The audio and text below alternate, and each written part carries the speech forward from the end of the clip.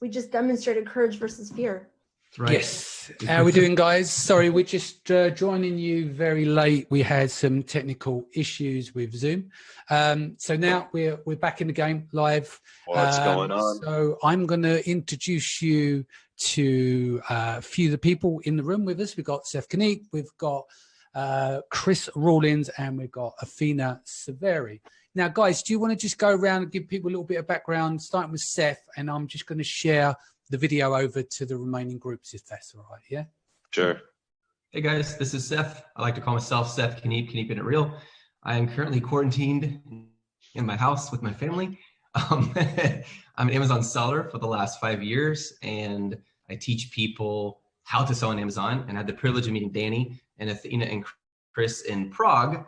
And this mug comes from Prague, and I'm very proud of this mug. Excellent. Nice. Okay, Chris, you up next? What's up, guys? I'm Chris Rawlings. Been selling on Amazon for 5 years. Mentor and leader in the Titan Network, and CEO of Sophie Society, who helps companies succeed on Amazon. And currently quarantined in New Jersey. Nice. In the green room. In the green room. In the green room. Athena, you next? Yes. So my name is Athena Severi. I've been selling and within the Amazon community for about 5 years as well. And I'm queen of Titan Network. And I put on a trip to China, which obviously we're not doing right now. But I'm currently quarantined in Clearwater, Florida, in my home with my 2 boys and my husband. So it's quite good. Excellent. Obviously, people know I am from the channel here, so I don't need to go into that. But I think what I want to try and do is cover today, as I said, the weekend content is being a bit more about being mindful of stuff. We've done Women of Amazon yesterday. Today, one of the standout things that we're going back to where we were all together in Prague. But I think the key thing was what we found is that a lot of people were fearful about what's happening and stuff. And at the end of the day, we had a quick chat off call. I'm not opposed to a small amount of fear. I gave an example of, for boxers that get in the ring, before they go in, because it's dangerous and it's scary, you can be an armchair support or whatever, but until you step into that square circle, it's nerve-wracking, yeah? So there's a bit of fear there, but you channel that fear and turn it into a positive. What you've got to avoid is when fear paralyzes you. So this is what it's about today. Can we take that like negative or that energy and get that channeled? So Seth, you said a few bits about this off call. Do you want to give your interpretation of fear as well? Sure.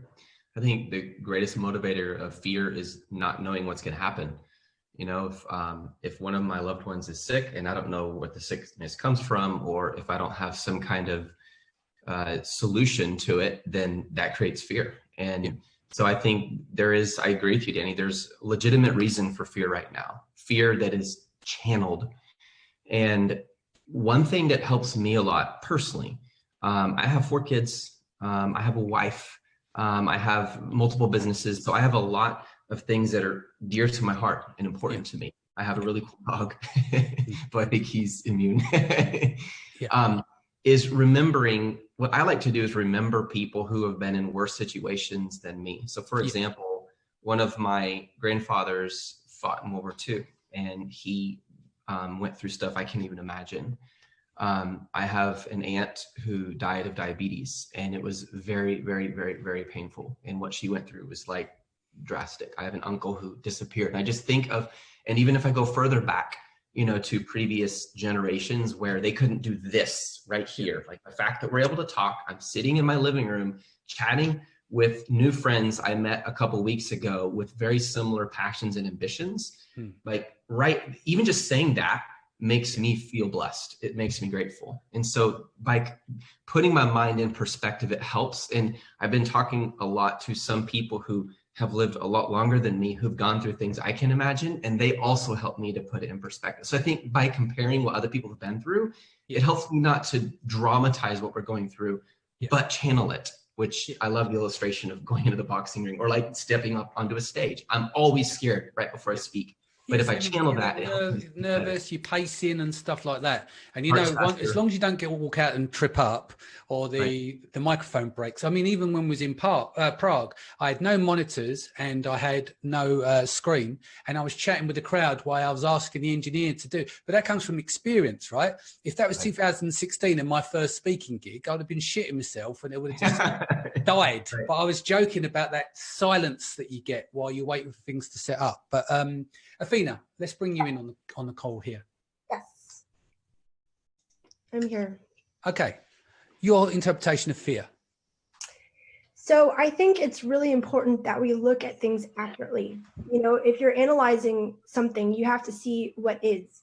And if you let too much fear take over, it throws you out of the present and it doesn't allow you to make decisions that are going to be intelligent, because you're allowing yourself to go into a place where you're not thinking analytically. And I think that people are a bit scared, not a bit, they're very scared, and they're getting a lot of mixed messages. And I think it's very important that you find the best source for information and that you're getting as much of an accurate picture as possible, because it's very easy to kind of throw yourself into a lot of fear and then not be able to be analytical with your decision making. Yeah. Chris? I kind of like, I mean, we all have had a lot of time to just kind of think and sit with our thoughts during this period, which is another gift that you can draw from it. And I've been thinking a lot about it and just kind of matching it with my own belief system and kind of connection with reality and connection with the universe and connection with all of what is. And my view on this is that the uncertainty that comes, as Seth mentioned, it's really just a reminder of the uncertainty of life in general. Like everything is uncertain. Random, great things and random terrible things happen in our lives all the time that we never could have predicted. It's the nature of reality. Uncertainty is like part of the nature of reality. Yeah. And this is a great gift in the sense that it gives us the opportunity to remember that and to be able to sit with it and act anyway. Athena and I, partner Dan, has a tattoo that he just showed everybody on one of our last Titan meetings. It says, "Don't wait for the storm to pass, learn to dance in the rain." Yeah. And I really love that saying, because it's true. Any certainty that you feel that you have, or security that you feel that you have, is sort of an illusion. We're all going to die. Every single one of us is going to be dead in 100 years. All of us on this call, everyone watching this, is going to be dead in 100 years. All of this security and certainty that we feel that we have is really just an illusion, or is temporary to whatever degree. And so it's actually the gift of this is that it's a reminder that you need to be able to act anyway. Last year, I had a crazy business tragedy happen to me that was very dramatic. I saw the downfall of a business that I had thrown 3 years of my life, all blood, sweat, and tears into. And that was a great reminder for me that, wow, anything that I feel that I've built up could evaporate, any time through some tragedy or some person or some event. And I need to be able to roll with that, to be able to be present and hear and make clear decisions despite uncertainty and despite the lack of security. Yeah. And so that's what I've been focusing on, allowing this to be like a tool for me to be more present and to be able to sit with uncertainty with more ease. I think also, if we can talk about fear, we can talk about the mindfulness aspect of it. And what Seth was saying there is, like 30 years ago, I would have been sitting in the council flat and there wouldn't have been much room, and there'd been just me and my mum there. And it'd be a lot different to what today, when I look out and I can see like farmland surrounding me. Yeah. And my wife working upstairs, and we've got all of this open space, and you've got your pets. And I think, like, when, like, last week or so, you have your moments, don't you? And I think, look, I've got everything and more. So that's something there. You have to remind yourself of what you have, not what you don't have. Or, we can very easily forget things. And then I always look like what Seth says, there's always someone out there who's worse off than you. And I think that's key. Yeah. And I think that is can give you part of perspective. The second thing I'd like to say on this as well is, with fear, uncertainty, as entrepreneurs, we go into the unknown. Like we call it the darkest hour just before dawn. You know, you've had it where, can you pay your bills when you started out and stuff? And what happens is, it's like you chew on broken glass. You let the blood swirl around your mouth. You say, thank you very much. And then you carry on every day. And you know that there's a lot of bad days before you get to the good days. Yeah. Yeah. And every time you look back, you always see the bad days as the ones that allowed you to grow. Like nobody looks back and says, oh, those good times, you know, really made me who I am. Yeah. Everyone always says, oh, going through that really, really tough experience made me the person that I am today, that allows me to accomplish the things that I can accomplish today. And if you look at society as like a global consciousness around the world, we're going through one of those times as a society. And a lot of economists that I've seen making predictions, and of course, you know, you take everything with a grain of salt, but a lot of economists feel that we'll rebound from this and see, you know, an explosion of growth, because we're forced to innovate. We're doing yoga classes over Zoom. We're learning how to work remote. You know, things are going to be figured out that wouldn't have been figured out without this tough situation. And as a global consciousness, we're going to evolve and look back on this as a period of growth. Yeah. I agree with that. And do you mind if I step in on that just real quick? Of course. Yeah. Thank you. So when it comes to having courage and when it comes to having a positive mindset, I feel like as entrepreneurs, we're always looking for solutions. We're always looking for innovation. I think that's just how our brains work in general. There was a moment when I was stuck in Europe and I wasn't actually able to make it home because they'd changed some rules and they'd changed some things, and a lot of people were being turned away. And I got very innovative. I'm not going to say exactly what I did on live stream there, but you know, we can either in that moment decide to go along with what everything else is pointing us to, or we can decide to disagree and to move forward and to have that positive mindset and to innovate in a way that's going to be something that's going to help society, right? Yeah. So I think that that's a huge responsibility that we have as entrepreneurs, is that our brains don't work the same way as everyone else. We are not sheep. We're not as asleep as the rest of society. And I think that we can, with our innovation, create a lot of solutions, both economically and even just to keep people's positive mind going. I mean, I feel like that's our responsibility that we have as leaders, you know, and as entrepreneurs. And I think, yes, go on, sorry. I think it was you, Danny, or Chris, I forget which one of you guys mentioned this specifically, and I thought was so powerful. Entrepreneurs, like everyone watching this is probably an entrepreneur at some level or has interest in that. That's why they're watching. Yeah. We have the opportunity to be the example, to be the exception. We are the 1%. We are the 1%. Amongst all the other entrepreneurs, you know, we are the 1% that's going to drive this ship forward. And it might not be me, it might be you, but the 1% out there drives the 99. That's who employs everyone else. This is, do you see what I mean? So if we all fall apart, if there's no form, I know people get on this capitalism thing. Exactly. This isn't about capitalism. I think people get a misconception because their poor relationship with money. But ultimately, we need to support our families and we need to support our communities and everything else. So yeah, sorry, Seth. Yeah, we're part of 1%. I was just going to add to that too. Yeah. The other piece is people take cues from us, subtle cues. Yeah. Like I see it in my own family, just how I respond to something, just a little subtle, even the expression on my face, they pick that up and they don't even know they're doing it and they believe it. Like they believe what they see us doing. And sometimes it's those subtle expressions that show where our heart really is. And so you had mentioned this earlier, Danny, pre-call. The battle starts in here. Like if I can win the battle in my head, if I can be at peace and aware in that consciousness that Athena, you were talking about, then I can win the battle in life. Like even what is the worst that could happen?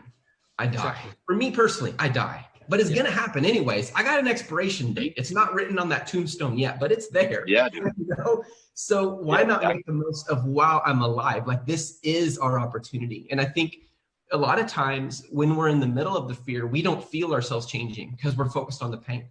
Yeah. But when we look back, like you mentioned earlier, Chris, we're like, oh, yeah, that was a really, I want to share something super, super cool with you guys. So someone, and this is fair public information, someone who works for the government in Honduras reached out yesterday and said, this country needs to start selling on Amazon, the people there. And this woman witnessed, she's in Honduras, and she witnessed a situation where people who are on the street selling fruits, selling vegetables, they have to shut down. Well, those fruits and vegetables are going to go rotten in just a matter of a day or two.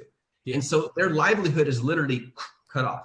What blew my mind is this tragedy is causing entire nations to think, wait, what can we do so that people can still help each other and take care of their income, even when they're stuck inside their houses? And I don't think they would have been thinking this if it wasn't for COVID-19.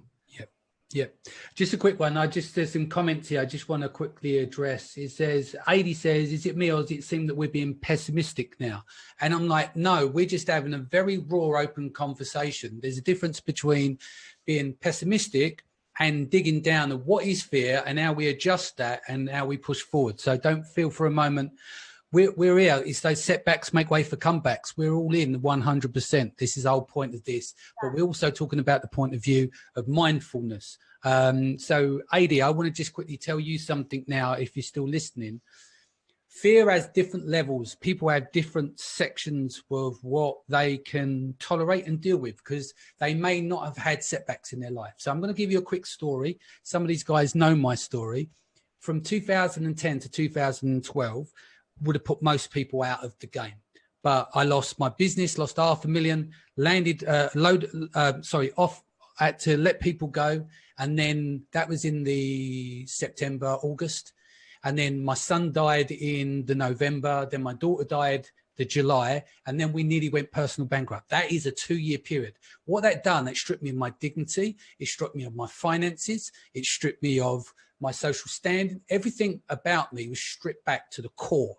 And what happened is I hit the bottom, the very bottom. So this is why now I don't see stuff like this as a challenge for me, because I know what that looks like back there. And I think sometimes with fear, and the problem that you have is that if you've never had to deal with any kind of travesty and stuff like that, of course, your level of fear is going to be adjustment to what you've experienced. Yeah, damn, Danny. I mean, you've been through some stuff that, people wish they and hope that they never go through in their entire lives. So yeah, that surely shows it. Yeah. I mean, you had your run last year, Chris, and we sat down and had that chat and you bounced back. I said to you, listen, you've got to get back in the game. When you had that thing, because people can fold, and it's the same as with today. You're going to get hit with stuff. You feel like you're going to get hit with a bus. You get up in the morning and you go again. That's it. And that's why we're here on this call. Yeah, exactly. Last year, you helped me so much, Danny. I mean, we were on the phone, quite a few times, and I was messaging back and forth with you the whole time. And like, it's like we were saying, like you and Seth were saying, it is true that entrepreneurs are more likely to be able to sit with uncertainty and with lack of security, because it's kind of like their entire lives. Like, you're always like Danny said, and like Elon Musk has like a saying that's like, being an entrepreneur, starting a business is like chewing on glass and staring into the abyss. Yeah. And, like you said, you chew on that glass until, you've reached the other side. But yet there's always another like life or business threatening thing. So you eventually get hardened and used to sitting with really uncomfortable, like uncertain scenarios, which normal people, are not really used to, because there's a lot more security in just expecting a paycheck every 2 weeks. But even so, that's why we do things like this, because when really intense things hit that completely sideswipe you, the way to get out of it is through not going in, but going out, reaching out to the community, reaching out to one another and supporting one another. And that's what this is all about. And I like this kind of response to a situation like this is part of the beauty that comes out of this situation. It's part of, I was just Instagram storying before, this woman in my town decided to use her own unique strengths, which is the fact that she's a florist, to make people's lives better by flower bombing the town. She started just putting flowers all over trees and the dog poop bag like posts and things like that, just to make it beautiful and like support the community and show solidarity and stuff like that. I mean, there's a lot of beauty that comes out of a situation like this too. Yeah. Athena, I'll bring you in here. What, if you don't mind sharing, what's some of the things where like you're very balanced with stuff like this? You see what's going on in the world. You're obviously on this call because you've had to deal with setbacks yourself. Oh, absolutely. I've dealt with tremendous loss. I mean, I lost my uncle just a few weeks ago, just out of absolutely nowhere. And I had to actually get on stage an hour after I had found out. And I had to just internalize it and realize that I had a responsibility to lead the people in front of me. So I think as a mother, I think that's also something that's very important as a parent. Like, your children feed off your energy, right? Mm-hmm. So do your friends, so do the people around you. So you might be going through your own things, but you have to be able to take that and push it aside and just keep that positive mindset and that positive vibe, because what we need right now is positive leadership, right? We don't need fear mongering. We don't need, things that are going to bring people down. We need positive, solution-oriented leadership from everyone around. And even if you think you're not a leader, or you have, no piece in that puzzle, you're wrong, because everyone feeds around your energy. Even if you only know 2 people in this world, you can make a difference in those 2 people's lives. So I think we have a huge responsibility as parents. Like, my kids, they've seen some stuff or whatever. I'm keeping them calm. I'm keeping their energy high. I'm keeping their immune system high. I'm doing everything I can to be a good parent, and I'm doing the same thing in my community. And I think that, despite all the hardship and the things out there, you just have to keep going. Seth, a thing that Athena does. Oh, no, sorry, Danny. I just wanted a thing that Athena does that I think is really interesting, and it kind of drives home the point that Seth was talking about before, that we all kind of touched on but haven't spoken out loud, is it's really well put by Tony Robbins, who has this quote that when 2 people meet, the one who, and I'm going to butcher this, but when 2 people meet, the one who's more certain is the one that decides the outcome of that relationship, or sets the frame of that relationship. And that is a really critical concept right now. And that's because the best way, if you're wondering how to make things better, how to have a positive impact, or how to help your community or help your family or your people, you don't have to be a leader. You don't have to have a Facebook group with 100,000 people. You don't have to have a big email list. You don't have to be the mayor of your town. You don't have to do anything but see the way that you want things to go and walk that way. Not wait for other people to tell you what to do, not wait for some indicator, some green light. You just walk. And when you walk, people start to just corral behind you. And this is something that Athena does really well, which is why I pointed it out. When you're decisive like that, you make a decision, you know the right way to go, and you go that way, people just follow it. And one example that I keep seeing this over and over again in my life, which is like really interesting. Every girlfriend I've ever had has become a vegetarian. And when I look back, I'm like, wow, every single girlfriend I've ever had has become a vegetarian after dating me. And it's because I've always had so much conviction about how I disagree with the way that we treat animals in factory farms in this country. And I don't take part in that ecosystem. And my way of doing that is by abstaining from eating meat. And I was always just so decisive, and so, like, even when it was like embarrassing and I was pushing away a meal that was cooked for me by, a family member or somebody's mom, so decisive that people would follow that. And like, I've seen this like happen in my life so many different times. And this is a perfect opportunity to do it, because a situation like this is where everyone is waiting for someone else to make the move.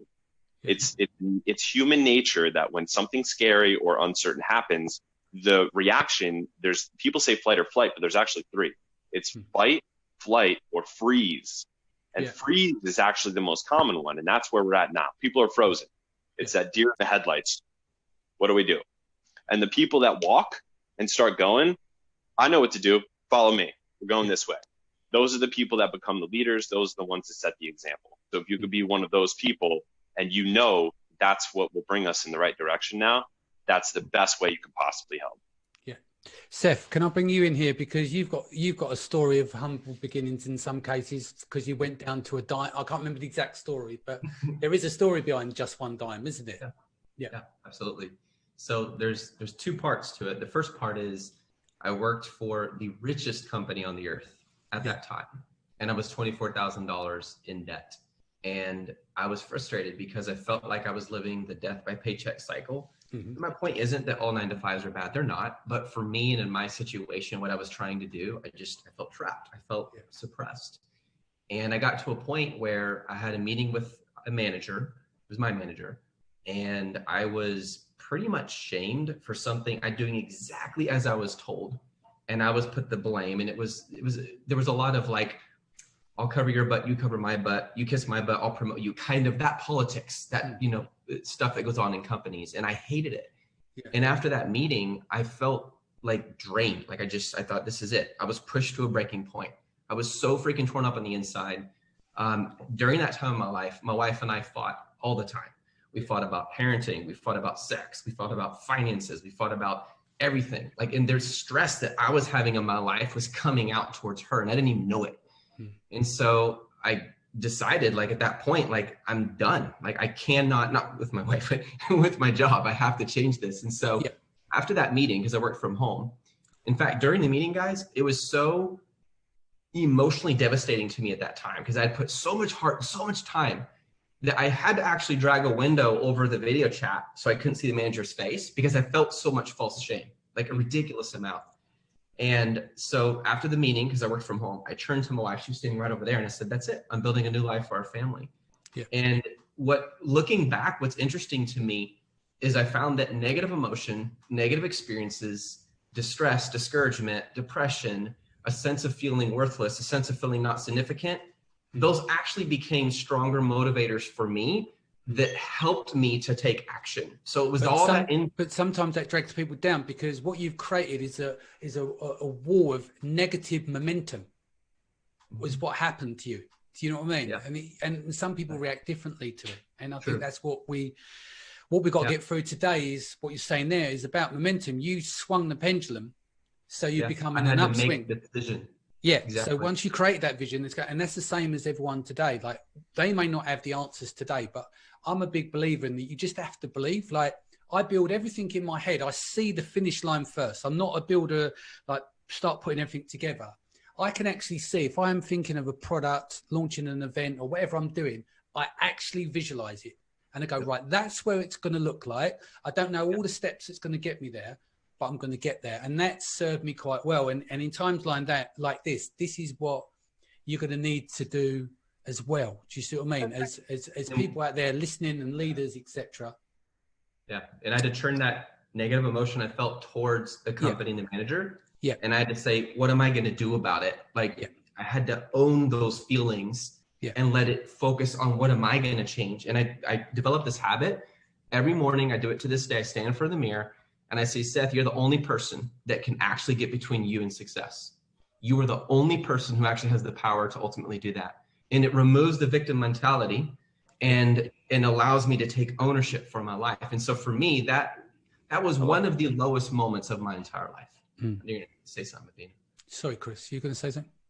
Oh, no, sorry. I was just saying, I love that. I think that's great. Removing the victim mentality, taking full ownership. So we've kind of set the stage with fear and everything going on, and that you're going to have different levels of tragedy, which is going to directly impact and correlate with how you respond today. So if we've got members of the audience who've had a nice family home and never had any despair, and this is their first time, don't worry.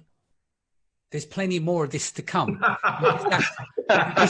You just eke it up and move on. The one guarantee. The one guarantee is that you're going to face this, and so you have to embrace it. That's the thing. Like what Steph said, you got to fucking own it. Yeah. Have you guys seen this movie? I think it's called Life is Beautiful, with the Italian gentleman that was in the camps with his son. And despite they were like literally in one of the worst situations ever, he would create magic for his son every day. It was a game. My great grandma was the same in World War II. They had nothing to eat, but she would always create magic in every way she could and play games with the kids and just do whatever she could. So I think that it doesn't change the fact that something might be really difficult, but it's just really how you react to things and what you create in that moment. And I think that some people feel because there's situations in the world that we somehow have to be depressed or negative or something. I think we can find the positivity. Like as an example, right now I would be at Prosper and a couple other events that I was going to be speaking at, right? And those obviously couldn't go through. So I was with my 9-year-old and we were out at the beach, and I actually had a moment with him, and I was actually really feeling like present and being grateful for the fact that I'm now in this moment. So it's like we can find the beauty in every situation. And just because there's tough things out there doesn't mean that we now have to somehow whip ourselves or something. We can find the positivity in every moment. And I think that's really, really important. Yeah. One of my favorite illustrations of that is standing at a crosswalk and there's no cars. And I'm going to be endorsing jaywalking here in a second. And there's no lights that you can go across. And if there's a group of people, it happens every time. I step out and everyone falls. It's like, because people don't want to be alone, and the leadership is lonely because someone has to step away from the crowd. You're alone now. So everyone else is looking for someone to validate them. And as you said earlier, Chris, you move forward. And what really struck me, what everyone's saying here, is conviction. Like you being vegetarian, me being vegan, it's deeper than just, oh, this is a nice option to try for a while because it's trending. It's like, it's conviction for my body. And when people see conviction, they follow because they can tell it's real. I didn't know you were vegan. I'm vegan. Remember the comment I made about, was it a vegan smoothie? Your green smoothie? Oh, yeah. Eating lunch together? Oh, yeah, that's right. Yeah. Can we're going to get Danny and Athena to be vegan by the end of this event. I've been eating vegan since October last year. Oh, you are? I've been eeating vegan, since October. But that's for health reasons. I had no idea. So actually, I want to quickly address that. That's for health reasons. So, we're talking about this fear thing, like, and where people getting struck down with it. One of the problems, like you guys, I'm in quarantine, and I've got an autoimmune disease. So I have Lyme disease, I have SIBO, and I have mold. So I'm very susceptible to what's going on at the moment. And the way I see it is that I need to stay in the house because as long as I can do deal making and everything else, I can take care of my family and everyone around me. Do you see what I mean? And so part of the reason why I eat vegan is because I get brain fog when I eat meat. So that's one of the reasons I've switched that. So I'm focused and I'm in the game, and health wise, it keeps me on a level. But Athena, you were going to say something. Apologies. Oh, no problem. So another thing, to keep a positive mindset, I think we should kind of maybe talk about this, right? There's some things that people can do. And one of them is to get to freaking work, like to get productive, because moping in your home and not actually getting things done is not going to help anyone or anything. And I think that, a lot of your audience, obviously, Danny, they're Amazon sellers. These guys can really be structuring their business right now. They could really be getting a lot done. And instead of spending 10 hours a day flipping through Facebook and Instagram and soaking in all this negativity, why not get to that course that you've been meaning to do, or read that book that you've been meaning to read, or get some stuff done in your business, because that morale is going to actually build momentum, and that momentum is going to keep you healthy and keep your business healthy. So what are some tips, guys, that we can talk about that can really help people keep that morale high? Seth? I think the most toxic thing that you can, the most toxic state or frame that you could possibly get into in a situation like that is the frame of the victim mentality. If you that it's not fair. I was just about to launch my product. My friend launched their product 4 months ago and it was a booming economy and they did great. And now I'm launching mine in this economy and I lost $20,000 on inventory. It's not fair. It shouldn't have happened. If you allow yourself to go into that mode, if you see it in your own mind, you observe it in your own mind, you should stop it immediately, because that is the most toxic mindset you could possibly get into. And it's easy for anyone. This happened to me last year when I was talking about, I had this business tragedy in my life where this business was like basically ripped from me. And I would feel this isn't fair, that it's so unfair. Like other entrepreneur friends that I have are selling their business for, deca or like cent to $1 million exits. And I have this happening. And I would have to stop it, pattern interrupt, and be like, whoa, okay, fairness is not an innate rule or law of nature that I should expect. Yeah. And nobody should expect it. Life is not fair. When we deal with each other as people, we should deal with each other fairly, because it's the right thing to do. It's the thing to do that brings integrity to your relationships. But the world is not a fair place. The real world that we're in isn't fair. It's not fair when your house gets, knocked down by a hurricane or something like this happens. You should not be focused on fairness. Fairness is not something that you should ever measure your reality against. What you should measure it against is just your own conviction and your own ability to put forth work and effort. This is just an opportunity for you to work more, get to work. Yeah. It's like moping around on Facebook. And find something that forces you to work. So I tell you, the real reason behind this is a selfish reason.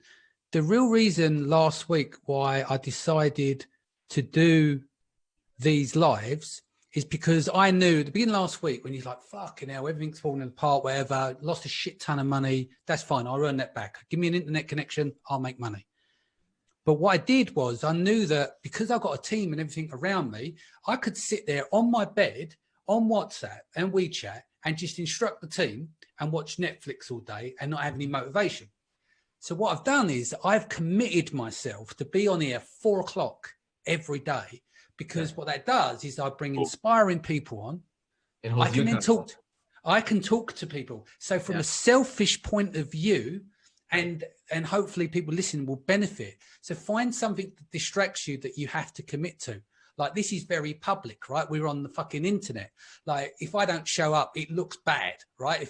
So I'm one of these people that if I'm beholden to something, if I give someone my word, I can't let them down. So that's where a distraction came for me and keeps my motivation. And I think this is why some people, like, they write blogs and they do podcasts and stuff like that, because when the up and down of your business is going, you've always got to face people. And so if you're that commitment of once a week, twice a week, 3 times a week, no matter what it is, you get to stay the course. Would you agree? Yeah. So finding the distraction. Totally agree. It energizes you and it energizes others. And I want to respond to what Athena recommended, which I love. What are practical tips? I'll share something with you guys that we're doing. Yeah. So we've been working for a while launching a new brand, and we're going to be launching it on Indiegogo and Kickstarter. And we're super excited about it.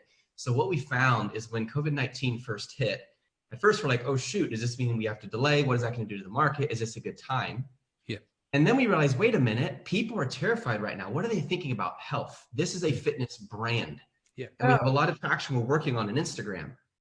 So now we are positioning our posts in a way that applies to their health in light of the context of COVID-19. In other words, while everyone's terrified, and this sounds bad, but I'm going to say it, they're more open. I don't want to say vulnerable because it sounds really bad, but you know what I mean? They're more open. They're looking for leadership, like Chris mentioned. So now we're able to be a voice of authority during this time and build our brand stronger. The launch is delayed, but by the time we do, I'm convinced we're actually going to have more buyers. Yeah. So why not leverage and think, if I have a brand I'm working on, how can I leverage this opportunity, not in a price gouging way, not in taking advantage of people, but be smart, take opportunity. Like the greatest leaders in the world always rose in times of tragedy, the good ones and the bad ones. Like it was always a time of tragedy where people were looking for leadership. Your brand, to everyone who's watching, could be a voice of authority right now if it's able to contextualize what's going on in a sensitive but wise and speaking with conviction manner. I love that. I love that. Yes. One other thing, just to kind of add to that, Seth, I freaking love that, is take a look at your 12-week goals, guys. Maybe you need to pivot a few things, right? And the word is pivot, not stop, not go into some, okay, I guess I should just lay on my bed and watch Netflix all day. Like, I would actually double down on goals right now instead of the opposite, because you can get so much done if you have your weekly, monthly, yearly targets. And yeah, they might need to be shifted. You might want to, like you said, Seth, kind of shift your marketing a little bit or whatever it is. Maybe a product that you were going to launch might not be the right type of product right now. Maybe it would be a different type of product or a different price point, whatever that is. But it's like, I've been really seeing, and this actually happened in 2008, by the way. I used to work for one of the top consulting firms in LA during the economic crash of 2008. And I worked with a lot of business owners, and it was very evident to me that it all had to do with their mindset and how hard they got to work, because there were some people who were completely wiped off the map. And our clients, which we were definitely encouraging, okay, guys, now's the time to double down on your marketing. Now's the time to get really productive. Those guys had so much growth in that time period where other people were completely wiped off the map. So sorry guys, just one quick one. Apologies, Athena, because there are people saying that the screen's frozen and they've just got a picture of my ugly mug. Can we turn our flick our videos on and off and see if that tricks the screen so we can see everyone on the call? Check. Yeah. And then guys who's watching, do us a favor. Can you refresh your browser page where the video is and see if that works? We've just refreshed on our side.